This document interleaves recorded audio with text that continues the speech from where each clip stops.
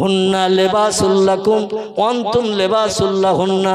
আল্লাহ কোরআনে বলছেন, ও নারী তোমার গায়ের পোশাক হলো পুরুষ, ও পুরুষ তোমার গায়ের পোশাক হলো নারী।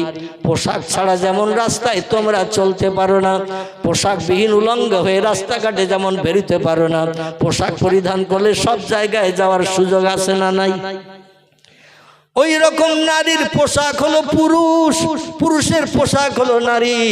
একে অপরের অর্ধাঙ্গী করে পৃথিবীতে পাঠিয়েছে। এই জন্য রাতের বেলা যখন শয়ন করে স্বামী স্ত্রী একসঙ্গে এক ঘরেই থাকে, কারণ আল্লাহ পোশাক বানিয়ে দিয়েছেন, শরীরের সঙ্গে পোশাকটা সবসময় লেগে থাকে না, থাকে না। এই জন্য পয়গম্বর মুহাম্মদ রাসূলুল্লাহ বলছেন, স্বামী স্ত্রী রাতের বেলা যখন বিশ্রাম করবে এক বালিশে মাথা দিয়ে যেন ঘুমায়। ক বালিশ? এক বালিশে মাথা দিয়ে যেন ঘুমায়। এক বালিশে মাথা দিলে স্বামী স্ত্রী গায়ে গায়ে লাগবে না, লাগবে না? কথা বলতে হবে, টাচ হবে না, হবে না? আল্লাহ নবী বলছেন, যত সময় স্বামী স্ত্রী এক বালিশে মাথা দিয়ে গায়ে গা লাগিয়ে ঘুমাবে, ওই ঘুমানোটা আল্লাহর দরবারে ইবাদতে গণ্য হবে।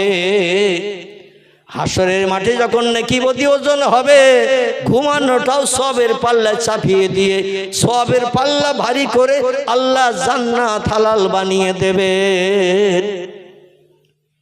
এই জন্য তাম দুনিয়ার নারীদের সরদারিনী জান্নাত সাইয়্যিদাতুন নিসা উম্মুল খায়ের ফাতেমাতুজ জহরা রাদিয়াল্লাহু আনহা, আলী রাদিয়াল্লাহর সঙ্গে যখন তার বিয়ে হলো, আমি আগের ঘটনার কথা বলছি না, ছোট্ট একটা তথ্য দিতে চাইছি।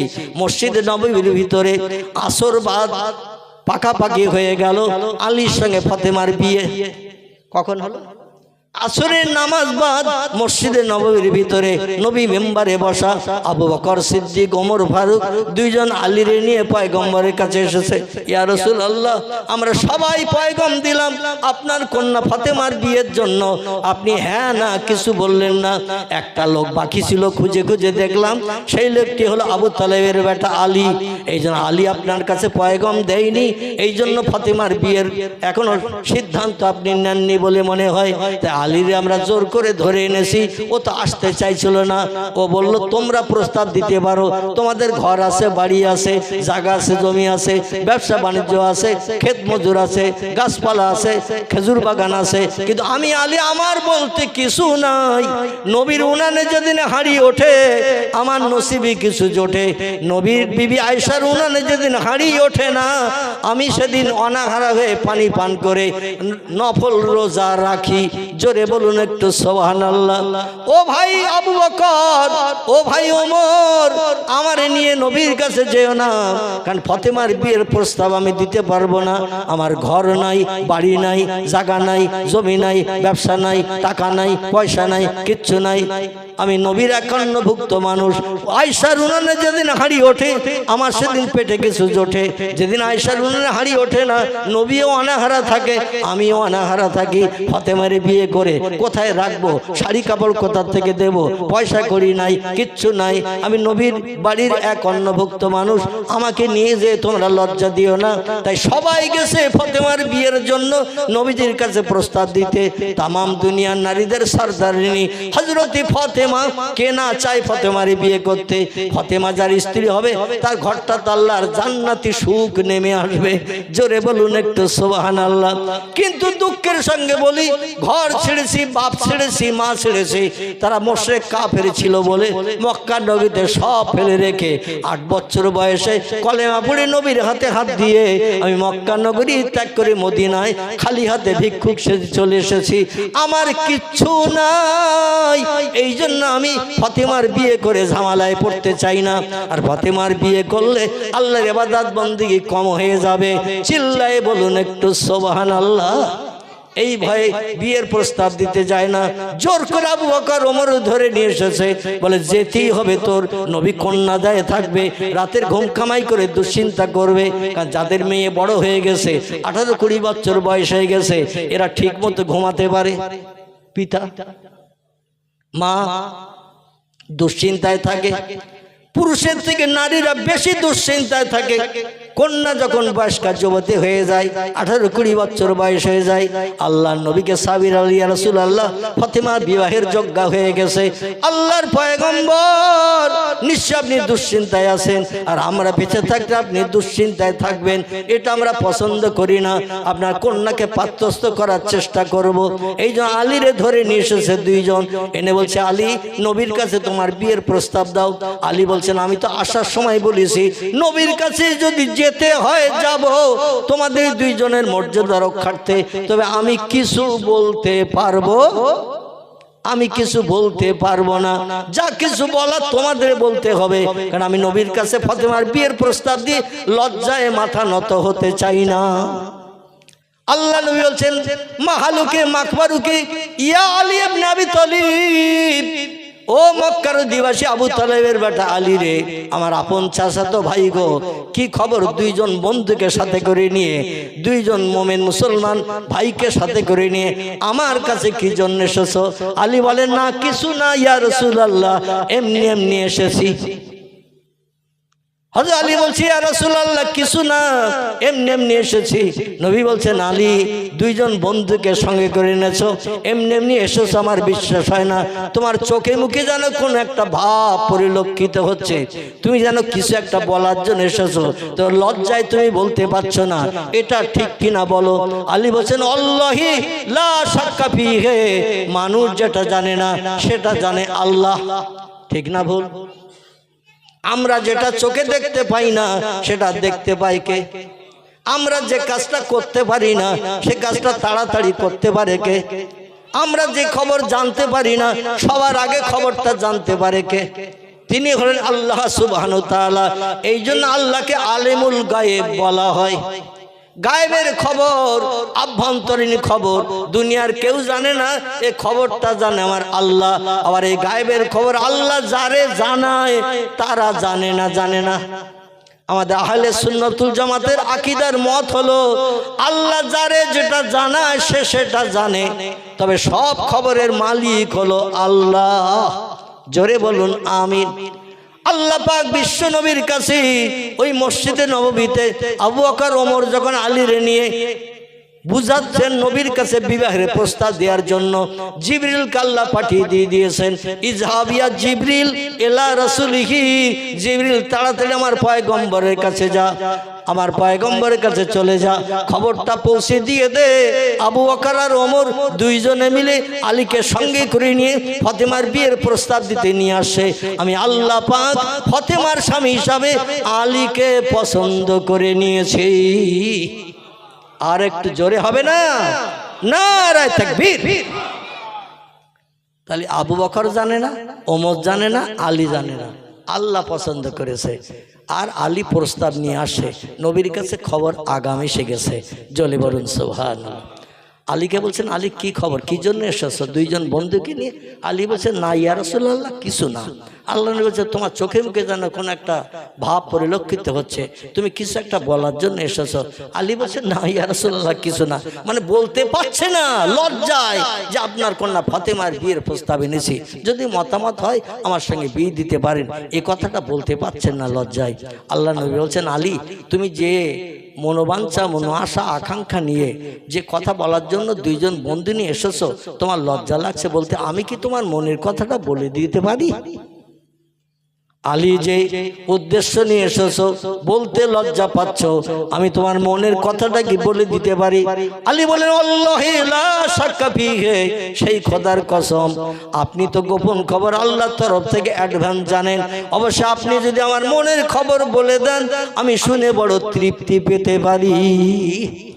রসুল বলেন আলী রে, আবু বকর ওমর তোমারে বুঝিয়ে নিয়ে এসেছে আমার কাছে, আমার একটি কন্যা অবিবাহিত আছে, তিনি হলেন সাইয়্যিদাতুন নিসা, আমল কালাম জেকে রাজগার তসবিহ তাহলিল ইবাদত বন্দেগী এত বেশি বেশি পৃথিবীতে করেছে, পর্দা পুশিদার ভিতরে এমন ভাবে থেকেছে আল্লাহ পাক দুনিয়ায় বেঁচে থাকতেই তামাম দুনিয়ার সমস্ত মেয়েদের জান্নাতে যাওয়ার সর্দারিনী তারে বানিয়ে দিয়েছে। ও আলী, আমার সেই মেয়েটার বিয়ের প্রস্তাব এনেছেন কিনা? আলী বলছেন, না আমি ইয়া রাসূলুল্লাহ, বলতে লজ্জা পাচ্ছিলাম, তাই আমি একটু অ্যাভয়েড করে যেতে চাইছিলাম। তো আপনি যখন আমার মনের গোপন খবর বললেন, আমি মিথ্যা কথা বলবো না, ওই উদ্দেশ্য নিয়েই এসেছি। নবী বলেন, আসরবাদ প্রস্তাব আমি রাসূলও মেনে নিলাম, কারণ আল্লাহ পছন্দ করেছে তোমাদের এই দুইজনের বিয়ে। আসরবাদ কথা, এশার নামাজ বাদ বিয়ে। কখন? আসরবাদ কথাবার্তা পাকা, আর এশার নামাজ পরে মাঝখানে মগরিব হয়ে যাবে, এশার নামাজ শেষ হয়ে যাবে, তোমার আর ফাতেমার বিয়ে হবে। তাহলে শুভ কাজ শীঘ্র গতি, আসে না এরকম একটা প্রবাদ? শুভ কাজ তাড়াতাড়ি করো, কারণ শুভ কাজ করতে দেরি হলে ব্যাঘাত ঘটে কিনা, অশান্তি দেখা দেয় কিনা। আমাদের দেশের ছেলে মেয়ে দেখাশোনা হলো, বিয়ের দিনখান হলো, পাকা দেখা দেখি আমাদের দেশে বলে, হাওড়া হুগলি জেলায় বলে পাঞ্চনি। কি বলে? পাকা দেখা দেখি কি হাওড়া হুগলি জেলায় বলে পাঞ্চনি করতে যাচ্ছে, মানে পাকাপাকি দিনখান হবে। তো এই পাঞ্চনি হয় 1.5 মাস পর, 2 মাস পর। অনেকে আবার বিদেশে কাজকর্ম করে, সোনার কাজ। হাওড়া হুগলি জেলার লোক বেশি বেশি বাইরে থাকে, সুরাট, মিরাট, রাজস্থান, গুজরাট, মহারাষ্ট্র, উত্তরপ্রদেশ, বিহার, কর্ণাটক, তামিলনাড়ু, পাঞ্জাব থেকে শুরু করে বিভিন্ন ভারতের অঙ্গরাজ্যে তারা সোনার কারবার করে। বলে ছেলের বাড়ি আসতে এখনো 6 মাস বাকি, বিয়ের দিনটা 6 মাস পরে করো। মানে ঘন ঘন আসলে অনেক পয়সা খরচ, প্লেনে উঠলে তো বেশি খরচ, এবং দ্রুতগামী ট্রেনে আসলেও অনেক খরচ, কাজকর্ম বন্ধ হয়ে যাবে, 6 মাস পরে বিয়ের ডেট। আচ্ছা, এই লম্বা ডেট করাটা ভালো না খারাপ? সবাই একমত? লম্বা ডেট করাটা খারাপ, সবাই একমত। এইটাই কিন্তু বাস্তব কথা। লম্বা ডেট করলে দেখবেন 1.5 মাস পরে মোমেনার আর খুঁজে পাওয়া যাচ্ছে না। ঠিক বললাম না ভুল বললাম? মোমেনার বাড়ি নেই, এই পাড়ায় খুঁজতো, বলে আব্দুর রহিমও বাড়ি নেই। আব্দুর রহিমের সঙ্গে ফোনে ফোনে কানেকশন, এ হয় না। বৃদ্ধা মানুষ রাতের বেলা ফসফস করে ঘুমিয়ে দেখে ক্লান্তি দূর করে, আর 16-18 বছরের যুবক যুবতী সারা রাত ওদের চোখে ঘুম নাই। এই বড় বড় মোবাইল মেশিন নিয়ে কানের পাশে বালিশের ধারে রেখে সারা রাত অ্যাকশন চালাচ্ছে। সকালবেলা ঘুম থেকে যখন উঠলো, দেখা গেল কুকুর চোখ আর ওদের দুজনের চোখ সমান। কুকুর চোখ কালো না সাদা? কুকুর চোখ, আলহামদুলিল্লাহ, কুকুর চোখ হলো লাল, কাকের চোখ কালো, ঠিক কিনা? কাক কুকুর দেখতে, এই কোকিল, কাক কোকিল দেখতে একই রকম, কিন্তু এদের চোখ একটু ডিভাইডেড আছে। তো কুকুর চোখ যেমন লাল, কোকিলের চোখ যেমন লাল, এই দুটোর চোখ ওই রকম লাল, মানে সারা রাত ঘুমায়নি। আর মোবাইল কোম্পানিও সুযোগ করে দিয়েছে, রাত 12টার পরে কোনো পয়সা কাটা হবে না, ফ্রি। যত পারিস অ্যাকশন চালা, অ্যাকশন চালিয়ে চালিয়ে ডেট কর, কবে দীঘায় যাবি, হাইজ্যাক হয়ে উড়িয়ে যাবি, কবে যাবি দিল্লি যাবি, বোম্বাই যাবি, তোর খালাতো ভাই ওখানে আছে, ওইখানে যেয়ে থাকবি, কারণ তোর সঙ্গে বিয়ে দেবে না, পাকাপাকি হয়ে গেছে, নিয়ে আউট হয়ে চলে যা।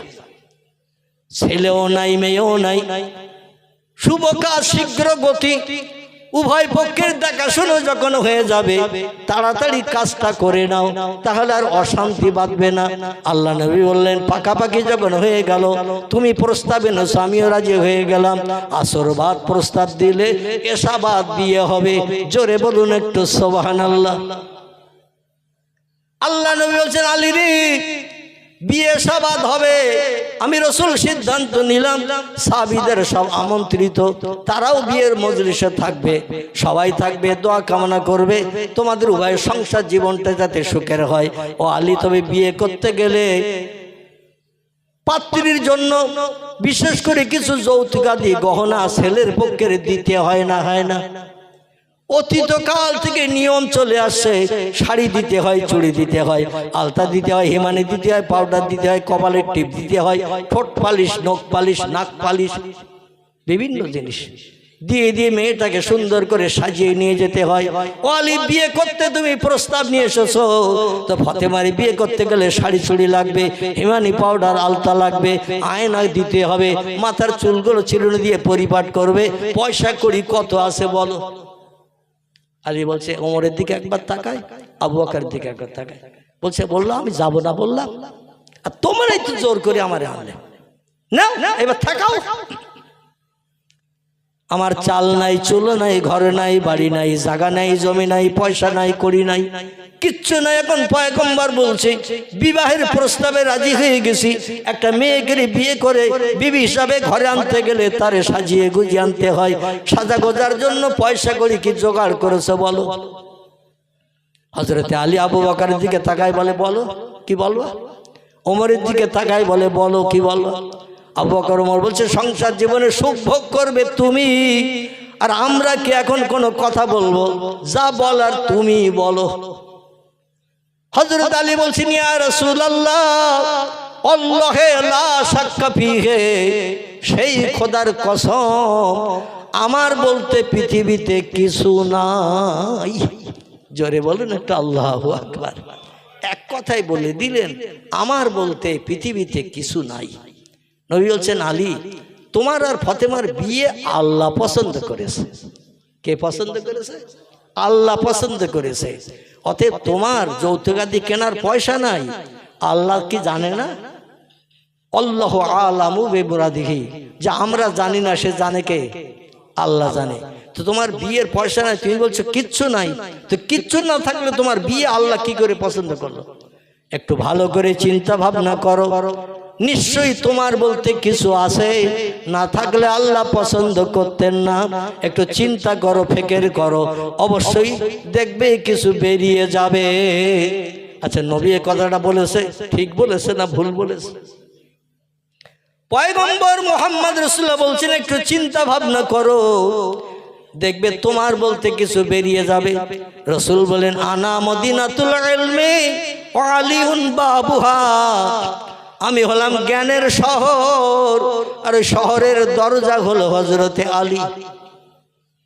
আমি মুহাম্মদ রাসূলুল্লাহ হলাম জ্ঞানের ঘর, আর ওই ঘরের দরজা হলো হযরতে আলী। আমার পরে আমার সাহাবী থেকে শুরু করে কিয়ামত পর্যন্ত যত উম্মত পৃথিবীতে জন্ম নেবে, সমস্ত উম্মতের কাছে আলীর জ্ঞানটা আল্লাহ সব থেকে বেশি করে দিয়েছে।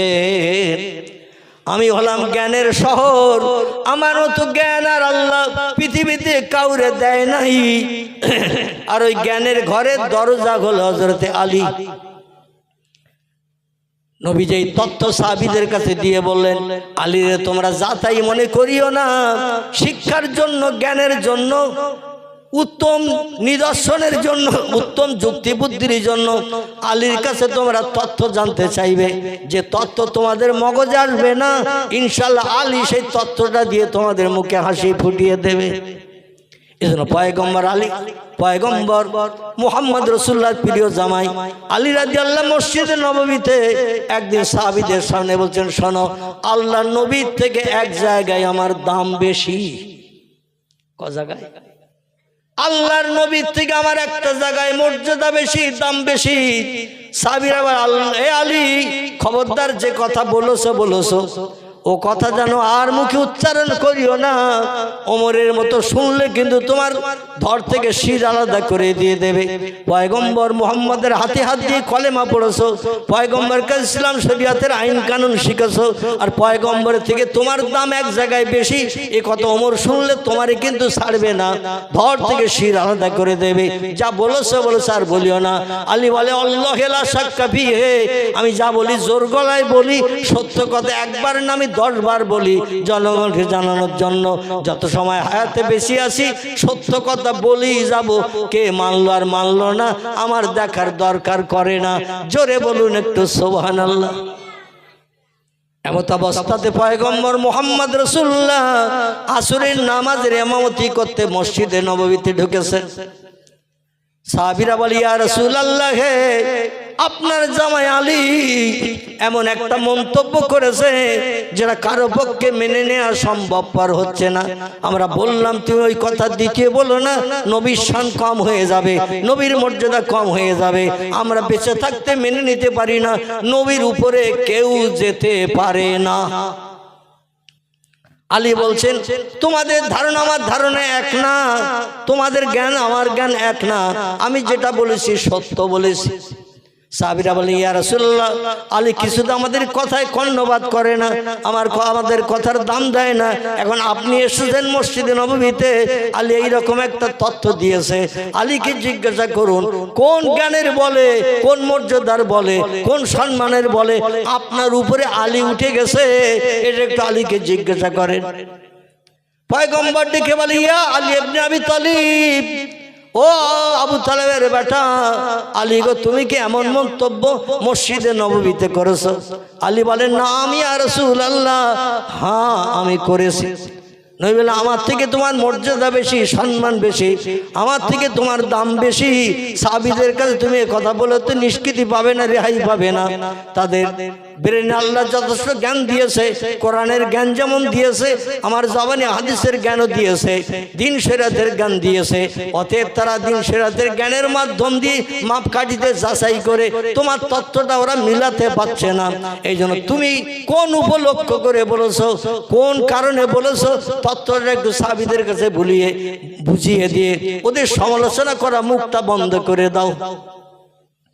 আলী বলে ইয়া রাসূলুল্লাহ, ও নবীর সাহাবীরা, তোমরা কি এই মসজিদে নববীর মেম্বারে বসা পয়গম্বরের মুখে এই হাদিসটা কোনোদিন কি শোনোনি? সাহাবীরা বলে মা হিয়া ইয়া আলী ইবনে আবি তালিব, কোন হাদিসের কথা তুমি বলছো বলো। আলী বলছেন আল্লাহর পয়গম্বর কি বলেনি আনা মদিনাতুল ইলমে ওয়া আলিউন বাবুহা, আমি হলাম মদিনার শহর আর এই শহরের দরজা হলো হযরতে আলী, আমি হলাম জ্ঞানের ঘর, ওই ঘরের দরজা হলো হযরতে আলী। নবীর মুখে এই কথাটা, এই হাদিসটা তোমরা কি কোনোদিন শোনোনি? সবাই বলছেন নাম নাম ইয়া আলী ইবনে আবি তালিব, ও মক্কার অধিবাসী আবু তালেবের বেটা আলী গো, পয়গম্বরের মুখে আমরা যেমন শুনেছি তুমিও তেমন শুনেছো, এ কথায় কোনো সন্দেহ নাই। আলী বলে যদি শুনে থাকো তাহলে সেই কথাটার মর্যাদা রক্ষার্থে, সেই কথাটার দাম দিতে, নবীর হাদিসটার প্রমাণ দিতে আমি এই তথ্যটা প্রকাশ করেছি। বলে তাই বলে তোমার মর্যাদা, তোমার দাম নবীর উপরে বেশি, এটা কি করে হয়? বলে আলী বলছেন তাহলে শোনো, হাদিসটার একটু ব্যাখ্যা করো। নবী যে হাদিসটি বর্ণনা করেছেন হাদিসটার একটু ব্যাখ্যা করো। বলে তুমি কি ব্যাখ্যা দিয়ে আমাদের বুঝাবে, বুঝাও। আলী বলছেন আল্লাহ নবী বলেছেন আনা মদিনাতুল ইলমে, আমি হলাম জ্ঞানের শহর, আমি হলাম জ্ঞানের ঘর, ও আলিউন বাবুহা, ওই ঘরের দরজা হযরতে আলী। এটা তোমরা বুঝেছো কিনা? সবাই বলছেন নাম হ্যাঁ, কথাটার উত্তর তো এটাই হয়। আলী বলছেন তাহলে নবী যদি মদিনার শহর হয়, নবী যদি জ্ঞানের ঘর হয়, আর ওই ঘরের দরজা যদি আমি হই, আল্লাহ নবী যদি জ্ঞানের ঘরে থাকে, কোন ব্যক্তি যদি বিশ্ব নবীর সঙ্গে সাক্ষাৎ করতে আসে, নবীর কাছ থেকে কোনো তথ্য জানতে আসে, তাহলে কোন জায়গা দিয়ে নবীর কাছে ঘরে যেতে হবে বলো? আলী বলছেন নবী যদি জ্ঞানের ঘরে থাকে, তিনি তো বলছেন আমি জ্ঞানের ঘর, জ্ঞানের ঘরে যদি নবী থাকে আর নবীর সঙ্গে যদি কেউ সাক্ষাৎ করতে আসে, দেখা করতে আসে, কোনো তথ্য জানতে আসে, কোনো বিষয় অবগত হতে আসে, তাহলে কিভাবে কোথা থেকে নবীর কাছে আসবে? বলে দরজা দিয়ে তো ঘরে ঢুকতে হবে। ঠিক না ভুল? ঘরে ঢুকতে গেলে কোন দিকে যেতে হয়? দরজা দিয়ে। বলছে আল্লাহ নবী বলেছেন আমি হলাম সেই ঘরের দরজা, নবীর থেকে এক জায়গায় আমার দাম বেশি, এই জন্য আমি এটা বলেছি। নবীর সঙ্গে যদি কেউ একবার দেখতে আসে, দেখা করতে আসে, একবার নবীর সঙ্গে যদি কেউ সাক্ষাৎ করতে আসে, আমার সঙ্গে তার দেখা করতে হবে দুবার। কবার? একবার আসবে, ঢুকে আসবে, নবীর সঙ্গে দেখা করবে, আবার দেখা করে কাজ মিটে আমার দরজা দিয়ে বেরিয়ে যেতে হবে। নবীর সঙ্গে দেখা হবে একবার, আমার সঙ্গে তার দেখা করতে হবে দুবার। তাহলে এখানে নবীর থেকে আমার মর্যাদা বেশি হলো না কম হলো? রাসূল বলেছে সাদ্দাকতা ইয়া আলী ইবনে আবি তালিব, তোমার কথাটা হলো চির সত্য। জোরে বলুন একটু সুবহানাল্লাহ। কারণ আমার সঙ্গে দেখা করবে মানুষ একবার, কিন্তু তোমার সঙ্গে দেখা করতে হবে তার দুবার। এই আলী চিন্তা করছেন একটু, নবী বললেন আমার বলতে কিছু আছে নাকি? অন্যথা আল্লাহ পছন্দ করতেন না ফাতেমার সঙ্গে আমার বিয়ে। এখন আমি তো বুঝি আমার কিছু নাই। এখন নবী বললেন চিন্তা করো, তথ্য পেয়ে যাবে। আলী একটু মাথা ঘামিয়ে চিন্তা শুরু করলেন, করে বলছেন না আমি ইয়া রাসূলুল্লাহ, সাদ্দাকতা ইয়া রাসূলুল্লাহ, আপনি সত্য তথ্য দিয়েছেন। আমি চিন্তা ভাবনা করে আমার বলতে দুটি জিনিস পেয়েছি। কটি? আমার বলতে দুটি জিনিস আমি পেয়েছি। একটি হলো যুদ্ধের মাঠে আল্লাহ পাক 17 মতান্তরে 23টি যুদ্ধ মুসলমানদের সঙ্গে বেঈমান কাফেরদের নবীর আমলে হয়েছে। 21 থেকে 23টি যুদ্ধ বিশ্ব নবীর হায়াতের জিন্দেগিতে বেঁচে থাকা অবস্থায় 23টার মতো যুদ্ধ হয়েছে। প্রতিটি যুদ্ধে আল্লাহ মুসলমানদের জয়লাভ করিয়ে দিয়েছে। আর শত্রুরা যখন যুদ্ধের ময়দানে আসে মালমাত্তা খাবার দাবার এমনকি জিনিসপত্র সব যুদ্ধের মাঠে নিয়ে আসে প্রয়োজনের তাগিদে ব্যবহারের জন্য। যুদ্ধে যখন শত্রুরা হেরে যায় জীবন রক্ষার তাগিদে মালমাত্তা ফেলিয়ে সব চলে যায়। আর শত্রুরা যখন জীবন রক্ষার তাগিদে মালমাত্তা ফেলে চলে যায় জয়ী হয় যারা মালগুলো কুড়িয়ে নেয় তারা। ইসলাম শরীয়তে এই মালগুলোকে বলা হয় গনিমতের মাল। কিসের মাল? গনিমতের মাল, শত্রুদের ফেলে রেখে যাওয়া মাল। এই মালগুলো যুদ্ধের মাঠ থেকে কুড়িয়ে এনে আল্লাহ নবী মদিনায় নিয়ে এসে সাহাবীদের কাছে সব বন্টন করে দিতেন। তোমার কি আছে কি নাই বলো, এই মালের ভিতরে যদি সেটা থাকে সেটা তোমারে দিয়ে খুশি করব। আল্লাহ নবী মালগুলো সব সাহাবীদের বন্টন করে দিতেন। আলী বলতেন ইয়া রাসূলুল্লাহ, দুটি যুদ্ধে আমি দুটি মাল গনিমতের মাল যুদ্ধের ময়দানে জয়ী হওয়ার কারণে পেয়েছি। একটির নাম হলো ঢাল, গায়ের জেরা জামা, লোহার হালকা পাতামের জামা।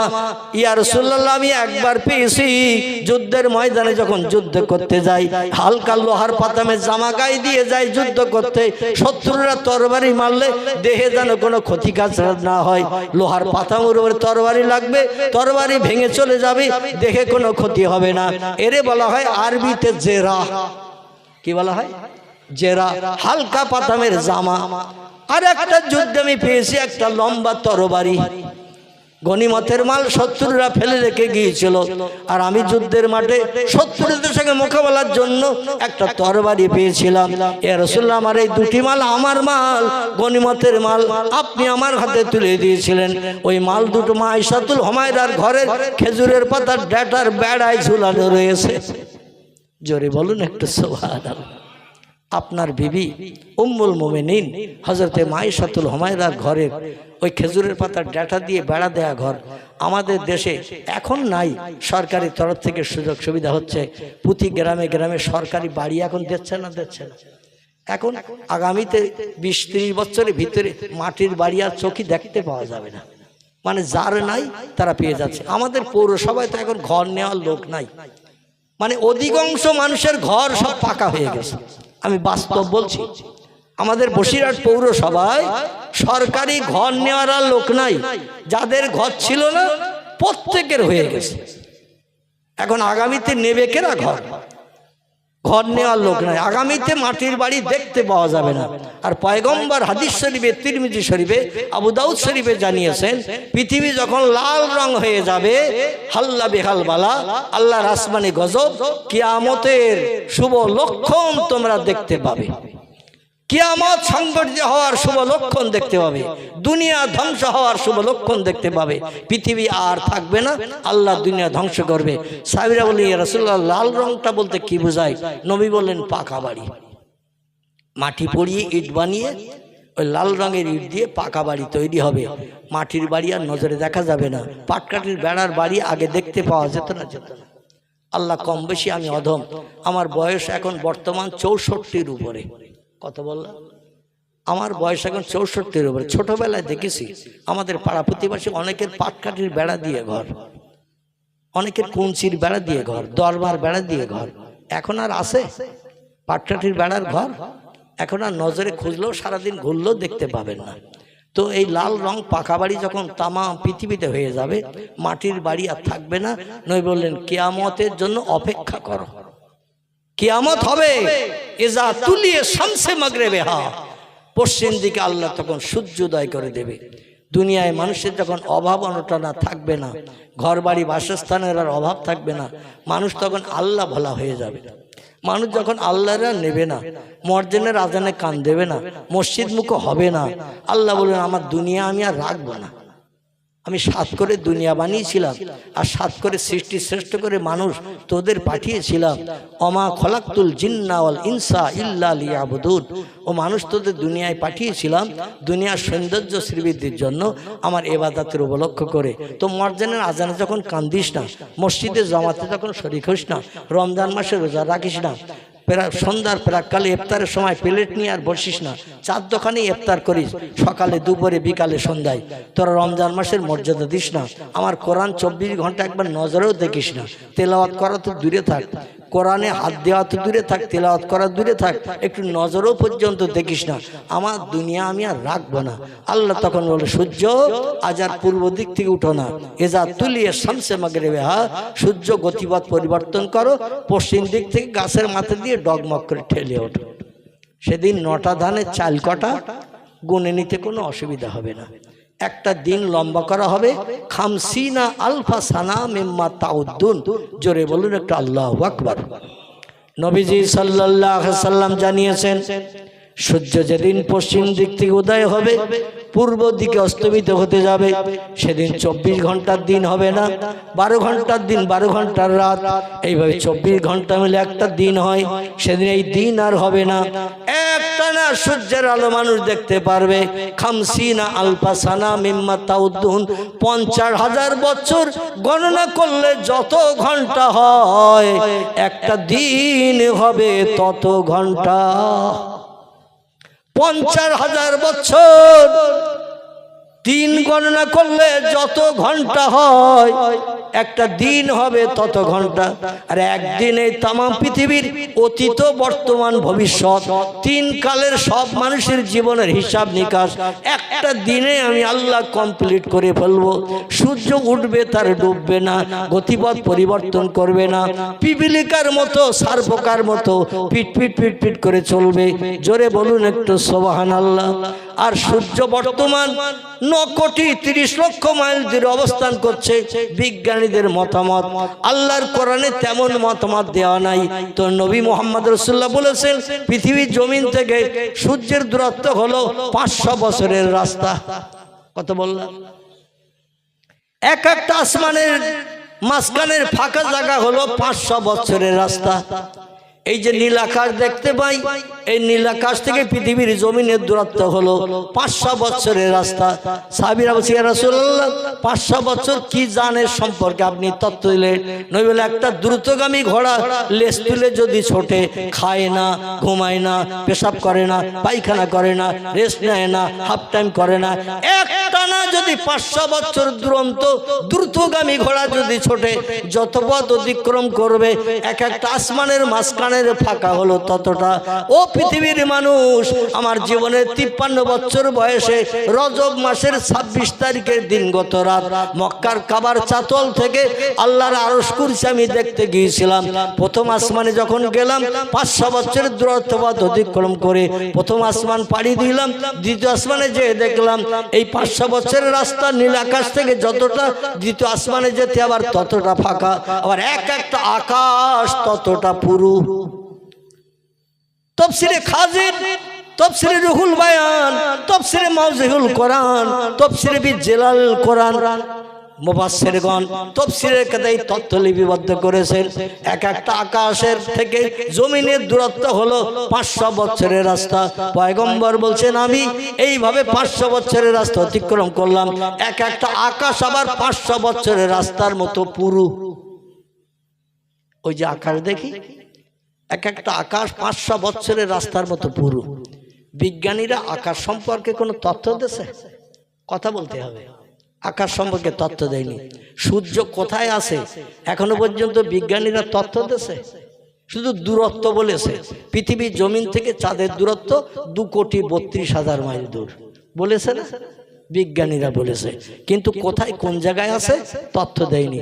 পয়গম্বর বলছেন, আমি বাস্তব চোখে দেখলাম। আমার জীবনের 53 বছর বয়সে জান্নাতি রকেট বোরাক চেপে আল্লাহর খাস কোয়ার্টার আরশ কুরসিতে যেদিন গিয়েছিলাম, প্রথম আসমান দ্বিতীয় আসমান এইভাবে পাড়ি দিয়ে দিয়ে চতুর্থ আসমানে যখন গেলাম, যে দেখি সূর্য আল্লাহ চতুর্থ আসমানে সেট করে রেখেছেন। জোরে বলুন একটু সুবহানাল্লাহ। আকাশ কটা? কথা বলে, আরে ভুল হলো বলেন, আমি তো আসি, আর আমার ভুল হলে আপনারা ধরে দেবেন, তাহলে তো তত্ত্ব শুনে মজা লাগবে নাকি? আকাশ কটা? 7টা। পেলাম কোথায়? তাম পৃথিবীর বিজ্ঞানের বলছে আকাশ বলতে কিছু নাই, বহুদূর ফাঁকা, তাই নীল মতন দেখায়। দুনিয়ার বিজ্ঞানীদের তত্ত্ব এটা, বহুদূর ফাঁকা তাই নীল মতন দেখায়। আসলে আকাশ বলতে কিছু নাই। আল্লাহ বলছেন আল্লাহ জি খলাকা সাবওয়া সামাওয়াতিন তিবাকান। চিল্লায়ে বলুন একটু আল্লাহু আকবার। সূরা বাকারা আল্লাহ বলছেন বিশ্ববাসী, যে খবর তোমরা রাখো না সে খবর আমি রাখি, যে খবর তোমরা জানো না সে খবর আমি জানি, যেটা তোমরা দেখতে পাও না সেটা আমি আল্লাহ দেখি, যেটা তোমরা শুনতে পাও না সেটা আমি আল্লাহ শুনি। কথাটা সত্য না মিথ্যা? আকাশ বলতে কিছুই তোমরা দেখার সুযোগ পাওনি, তাই বলছো বহুদূর ফাঁকা নীল মতন দেখায়। আসলে আমি বানিয়েছি খলাকাস সামাতাল আরদ, আকাশ বানিয়েছি আমি, জমিন বানিয়েছি আমি, তোমাদের কোনো ঠাকুর দাদার বাপ বানাইনি। এই জন্য আমার তত্ত্বটা শোনো, লা রাইবা ফি, কোরআনের একটা কথায় কোনো মিথ্যা ভুল নাই। জোরে বলুন সুবহানাল্লাহ। আল্লাহ বলেন সাবওয়া সামাওয়াতিন তিবাকান, মাঝে মাঝে ফাঁকা দিয়ে দিয়ে আমি আল্লাহ আকাশ বানিয়েছি 7টি। কটি? কোন আকাশ নীল, কোন আকাশ লাল, কোন আকাশ ব্লু, কোন আকাশ সোনার রং, কোন আকাশ সাদা, আমার ভাই কোন আকাশ এমন করে সবুজ। আল্লাহ পাক 7 আকাশে 7 রকম রং বানিয়েছেন। তাফসীরে মাওজিহুল কোরআনের ভিতরে লেখা আছে, নিশ্চয়ই যাহারা আমাকে স্রষ্টা বলে মান্যতা দিল না, আমি আল্লাহ আমাকে প্রভু বলে স্বীকারোক্তি দিল না, প্রভু বলে মানলো না, বিশ্বাস করলো না, ওয়াকাজ্জাবু বিআয়াতিনা, আমার কোরআনের কথাগুলোকে যারা সত্য বলে বিশ্বাস করলো না, মিথ্যা বলে সবসময় সন্দেহ করলো, মিথ্যা ধারণা করলো, উলাইকা আসহাবুন নার, এরাই হবে জাহান্নামের অধিবাসী। ওহুম ফিহা খালিদুন, আর যুগ যুগ ধরে কোটি কোটি বছর ধরে জাহান্নামের আগুনে তারা জ্বলবে আমার অস্বীকার করার জন্য। লা ইয়ামুতু ওয়ালা ইউখরাজ ফিহা, জাহান্নামে যারা জ্বলবে কোটি কোটি বছর ধরে, একটা দিনও তাদের মরণ হবে না। আর কোন বন্দী এসে কোনোদিন বলবে না এতদিন তোর খবর পাইনি তাই আমরা তোর পাশে আসিনি, গতকাল পরশু খবর পেয়েছি তা আজ এসে গেছি, আর চিন্তা নাই আগুন থেকে বাইরে বার করে দেব। এরম বন্ধুকে কেউ জাহান্নামের ধারে যেয়ে দাঁড়াবে কোন ব্যক্তির উপকারের জন্য? আল্লাহর কোরআন বলছে ও দুনিয়ার মানুষ তোমরা শোনো, আমি আল্লাহ পাক জাহান্নামীদের উপকারের জন্য কোন ব্যক্তি এমন যে তথ্য দেবে না যে এতদিন খবর পাইনি তাই আসেনি, তোর কঠিন আযাবে কষ্ট হয়েছে, আগুনে পুড়ে কষ্ট হয়ে গেছে, আমি খবর পেয়েছি এসে গেছি, আর চিন্তা নাই বাইরে বার করে দিয়ে দেব। ইয়াউমা ইয়াফিরুল মারউ মিন আখিহি ওয়া উম্মিহি ওয়া আবিহি ওয়া সাহিবাতিহি ওয়া বানিহি ওয়াল আখির। জোরে বলুন একটু আল্লাহু আকবার। অসুবিধা হচ্ছে না তো? আমি একটা তত্ত্ব রেখে এসেছি, মনে আছে তো? মনে আছে না ঘুমিয়ে পড়েছে? তত্ত্বটা কি বলুন তো? হ্যাঁ, আলহামদুলিল্লাহ আমার বাবাজি এখনো স্মরণে রেখেছে, আপনারা হয়তো ভুলে গেছেন। আলী রাদিয়াল্লাহু ফাতেমার কথা বলছিলাম, মনে আছে তো নাকি?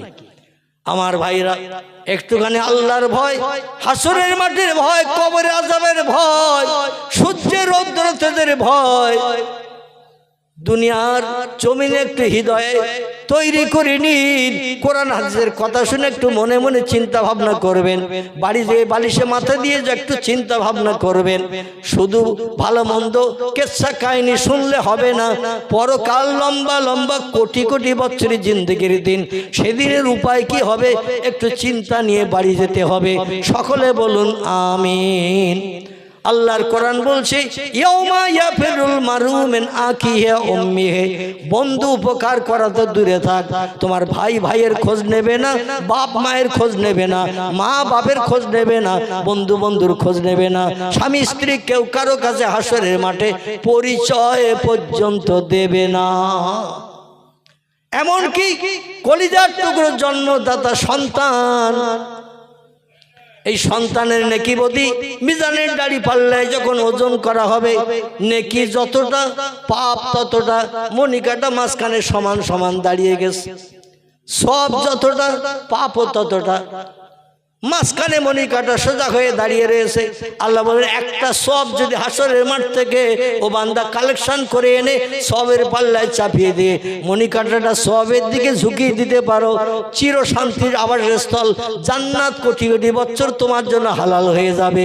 আর যদি কোনো সব কালেকশন করে না আনো, তাহলে হাফ জাহান্নামে পুড়তে হবে, হাফ তোমার জান্নাতে দেওয়া হবে। জাহান্নামে কি তুমি পুড়তে চাও? আসামি বলে আল্লাহ জাহান্নামের উপর দিয়ে এসেছি, কত কঠিন আগুন, পুলসেরাতের উপর দিয়ে যখন এসেছি তখন দেখতে পেয়েছি ও আল্লাহ জাহান্নামে পুড়তে চাই না। বলে তাহলে হাসরে খুঁজে এসো, তোমার আপনজন যারা আছে, মা আছে, বাপ আছে, ভাই আছে, বোন আছে, সন্তান আছে, মেয়ে আছে, ছেলে আছে, আপনজন আত্মীয় স্বজন আছে, একটা সব কালেকশন করে আনো, সবের পাল্লায় চাপিয়ে দাও। হাসরের মাঠে কোটি কোটি মানুষ একসঙ্গে দাঁড়িয়ে থাকবে। পয়গম্বর বলছেন সিরিয়ার প্যালেস্টাইনের দেশে একটি মসজিদ আছে, মসজিদটির নাম হলো বাইতুল মুকাদ্দাস। কি নাম বললাম? এই মসজিদটির নাম হলো বাইতুল মুকাদ্দাস। কোরআনের ভাষায় তার নাম বলা হয়েছে মসজিদুল আকসা। কি নাম? কোরআনের 15 পারার প্রথম লাইনে এই মসজিদটির নাম আল্লাহ করণ করেছেন মসজিদুল আকসা। সুবহানাল্লাযী আসরা বিআবদিহি লাইলাম মিনাল মসজিদিল হারামে ইলাল মসজিদিল আকসা। আল্লাহ এই মসজিদটির নাম করেছেন মসজিদুল আকসা। আল্লাহ বলেন আমি সেই মহান পবিত্র সত্তা, আমি সেই মহান পবিত্র আল্লাহ, যে আল্লাহ আমি খাই না, যে আল্লাহ আমি ঘুমাই না, যে আল্লাহ আমি পেশাব করি না, যে আল্লাহ আমি জীবনে পায়খানা করি না, যে আল্লাহ আমি স্বামী স্ত্রী মিলন করি না। আমি আল্লাহ অতীতে ছিলাম পবিত্র, বর্তমানে পবিত্র, ভবিষ্যতেও থাকবো পবিত্র, আমি জীবনে নাপাকি হই না। এই জন্য সেই পবিত্র আল্লাহ আমি বলছি আসর আমি ভ্রমণ করিয়েছিলাম বেআবদিহি, আমার একজন প্রেমিক বান্দাকে। মুফাসসিরগণ বলছেন এই যে আবদিহি আল্লাহ কোরআনে ব্যবহার করেছেন শব্দটি, এই শব্দের বাংলা অর্থ হলো প্রেমিক বান্দা বলতে তিনি হলেন মুহাম্মাদুর রাসূলুল্লাহ। জোরে বলুন একটু সুবহানাল্লাহ। কোরআন যার কাছে নাজিল করা হয়েছে সেই ব্যক্তির নাম আল্লাহ বিআবদিহি বলে উল্লেখ করে দিয়েছেন। আল্লাহ বলেন লাইলান, এক রাতের বেলা, দিনের বেলা নয়, আমি এক রাতের বেলা আমার প্রেমিক বান্দাকে আমি ভ্রমণ করিয়েছিলাম। আল্লাহ বলছেন লাইলাম মিনাল মসজিদুল হারাম, মক্কার বাইতুল্লাহ শরীফ থেকে নিয়ে এলাল মসজিদুল আকসা, জেরুজালেমের বাইতুল মুকাদ্দাস পর্যন্ত এই লম্বা পথ এক রাত্রে পাড়ি দিয়েছিলাম। বাইতুল মুকাদ্দাসে 2 রাকাত নামাজ পড়িয়ে বাইতুল মুকাদ্দাসের ছাতল থেকে 7ম আসমান পাড়ি দিয়ে সিদরাতুল মুনতাহা টপকে আমার আরশ কুরসিতে আমার পয়গম্বরকে নিয়ে এসেছিলাম। আর কেউ কি গেছে? কথা বলেন। 1 লক্ষ মোতাবেক 2,24,000 পয়গম্বর এই পৃথিবীতে আগমন করেছে। কোন পয়গম্বরের বাবার বেটার ক্ষমতা হয় নাই একটা আকাশও পাড়ি দিয়ে যাওয়ার, কিন্তু রাসূলকে আল্লাহ পাক সর্বসেরা নবীর মর্যাদা দিতে যে 7 আকাশ পাড়ি দিয়ে সিদরাতুল মুনতাহা টপকে আরশ কুরসিতে নিয়ে গিয়েছিলেন। নবী বলেন আল্লাহর সামনে বসে যখন আমি গল্প শুরু করলাম, গল্প করতে করতে আমার 27 বছর পেরিয়ে গেছে। নারায়ে তাকবীর, নারায়ে তাকবীর। সিলসিলায়ে হক ফুরফুরা শরীফ, সিলসিলায়ে হক ফুরফুরা শরীফ।